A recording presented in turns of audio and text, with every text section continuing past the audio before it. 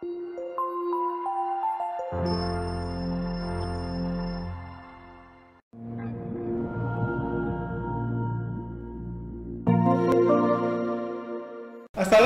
warahmatullahi wabarakatuh. Jumpa lagi bersama saya Arinaran dengan podcast dan pertanyaan dan obrolan dunia kesehatan.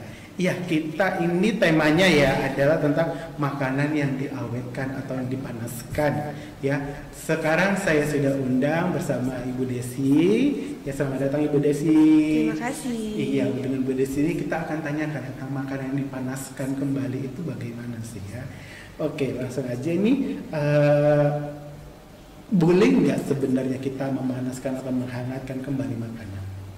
Kalau makanan yang dihangatkan atau dipanaskan itu, jika kita berkata boleh, itu sebenarnya boleh.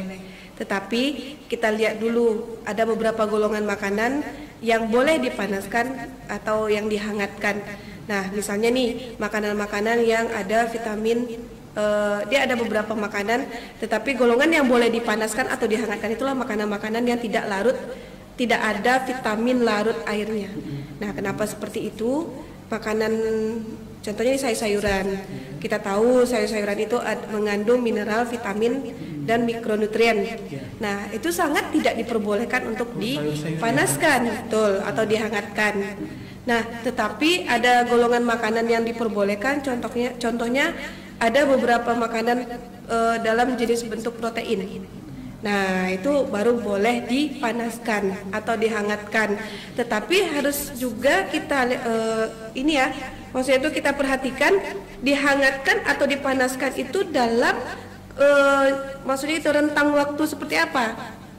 Memanaskan toh berarti kan di situ tidak memasak kembali. Nah, jadi makanya memanaskan itu dia bolehnya cuma hanya waktunya 5 sampai 10 menit. Seperti itu. Oh gitu. Oke. Nah, menurut Bu Desi sendiri ini, makanan yang sehat itu bagaimana sih? Makanan yang sehat? Iya. Makanan sehat adalah makanan yang mengandung makronutrien dan mikronutrien. Oke, kalau tadi kan makanan seperti sayur-sayuran kan nggak boleh dipanasin berarti kan? Betul. Gitu. Kalau untuk makanan bersantan seperti gulai atau rendang gitu, itu kan sering kita masak sekali banyak gitu. Kita panasin besok-besok ini. Kalau kayak gitu ya. Nah, makanan yang kategorinya bersantan itu sebenarnya kalau untuk dihangatkan atau dipanaskan itu masih diperbolehkan. Tetapi yang tadi saya katakan tidak seperti kita memasak kembali berjam-jam. Nah, kemudian tidak dalam waktu yang berhari-hari. Nah, itu aja sih bak kuncinya. Jadi maksudnya kita memanaskan itu hanya untuk sekali sebentar makan. Aja, iya, untuk sekali kita makan satu hari itu saja. Kadang kan kita udah masak pagi, kemudian nanti siang udah dingin lagi kan, atau sore. Itu boleh kita hangatkan dalam satu hari itu saja. Tapi untuk kedepannya, untuk beberapa hari ke depan kita tidak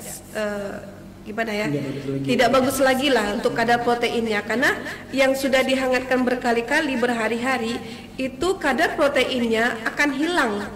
Nah, kadar protein itu di dalam sebuah makanan yang misalnya lauk pauk gitu ya, dia akan terdegradasi satu karena pemanasannya terlalu lama, karena pemanasannya terlalu tinggi, sehingga di dalam sebuah makanan itu si protein akan berubah menjadi zat karsinogenik. Nah, ketemu lagi dengan santan.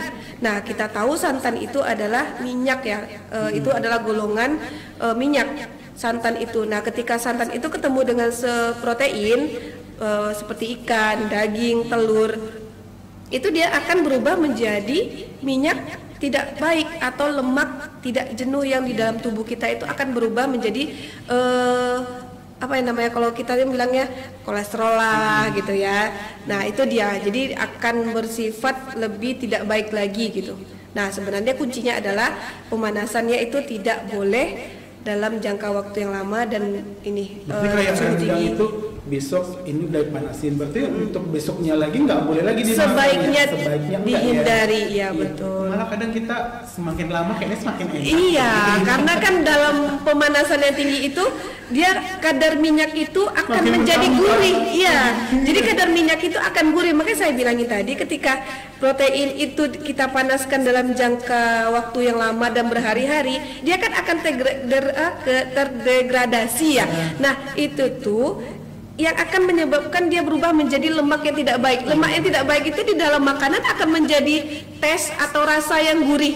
Nah, makanya banyak tuh, Iya, maaf nih. rendang-rendang ya. Iya, ibu-ibu atau orang-orang tua kita dahulu Iya, itu iya. yang semakin lama dipanasin, semakin dihangatkan itu semakin gurih gitu. Itu dia. Iya, Karena berarti memang benar ya. Memang benar. Semakin lama dipanasin itu memang semakin enak. Tapi Betul. sebenarnya itu yang nggak boleh. tidak baik karena Apalagi kadang gulai daun ubi nih, daun Betul, sindang tuh kan makin betul. lama, makin lama. Betul. Itu sebenarnya memang sih makin enak, tapi makin tidak bagus ya. ya makanya tidak disarankan ya Bang ya. Iya. Baik. Oke, kalau untuk makanan hangat dan dingin nih, kan saya juga pernah baca nih kalau makan hangat seperti nasi nih, Iya. nasi lebih bagus dimakan pada saat dingin daripada pas saat hangat. Ya kan?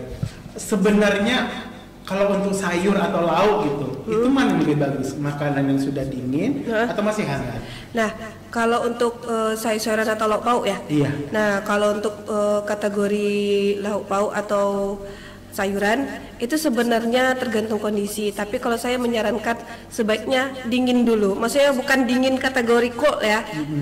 Maksudnya yang kita masak itu tidak seharusnya kita langsung konsumsi dalam keadaan panas. Mungkin turunkan dulu suhunya. Karena ketika suhunya sudah turun, itu beberapa vitamin atau mungkin mikronutriennya itu sudah mulai aktif lagi gitu. Nah, makanya saya bilangin kita tuh mau panas mau dingin sebenarnya bagus untuk kesehatan, tetapi kalau saya sarankan sebaiknya dingin dulu. Dingin Iya. bukan berarti DS ya. Betul. Dingin aja. Oke. Oke, Ibu, ini kita ada pertanyaan dari sahabat PH. Baik. Ya, atas nama Sandi, 19 tahun dari Kulim kilometer 4. Ini pertanyaannya, apa bedanya makan nasi, kentang, mie instan yang berpengaruh pada kesehatan? Mungkin apa bedanya ini kali, nasi, kentang, mie instan dalam pengaruh tubuh? Ya. Iya. Nasi, kentang, dan mie instan. Saya jelaskan dulu, sebenarnya nasi, kentang, dan mie instan itu adalah tergolong makanan karbohidrat. Ya, pengaruhnya apa terhadap kesehatan kita? Kita lihat dulu. Itu si makanan kita konsumsi atau kita olah sebagaimana mungkin sebagaimana dulu gitu ya. Kenapa? Iya, betul. Kalau nasi, kentang atau mie instan itu kalau kita konsumsinya dalam bentuk yang sudah digoreng, diolah itu tuh dia akan lebih meningkatkan kalori. Nah, kemudian dia akan dalam bersifat apalagi yang namanya bukan sumber karbohidratnya saja yang kita makan lagi, tapi sudah dalam bentuk kalori tambahan misalnya seperti minyak dan yang lainnya. Nah, iya, dia tengok dulu kita tuh mengolahnya seperti apa. Contohnya kentang. Antara kentang rebus dengan kentang goreng itu sangat berbeda pengaruhnya terhadap kesehatan kita. Jauh sangat. Nah, makanya kita tuh harus lihat dulu dari setiap makanan itu sebenarnya bagus. Apapun jenis makanan itu bagus, tetapi tergantung kita bagaimana cara mengolahnya. Oke. Ya. Oke, selanjutnya nih ada Ibu Nur 32 tahun dari Suriname ya. Iya. Bukan Suriname di sana ya, tapi Suriname sepertinya di Sebanga. Ya, Bu, apa bedanya makanan seimbang dengan makanan 4 sehat 5 sempurna? Benar, ini kalau dulu zaman saya kecil memang rasanya SD itu makanan 4 sehat 5 sempurna. Ya. Kok sekarang itu jadi makanan seimbang ya? Ya. Apa bedanya? Sebenarnya 4 sehat 5 sempurna dan makanan seimbang itu dia satu kesatuan juga sih sebenarnya. Dahulunya 4 sehat 5 sempurna kita tahu ya, 4 sehat itu adalah ada karbohidrat, protein, sayuran atau mineral ya, kemudian ada buah-buahan sebagai serat dan 5-nya adalah susu. Nah, sekarang itu berubah semboyan menjadi makanan seimbang. Sebenarnya 4 sehat 5 sempurna ada di makanan seimbang, tetapi sekarang dengan beberapa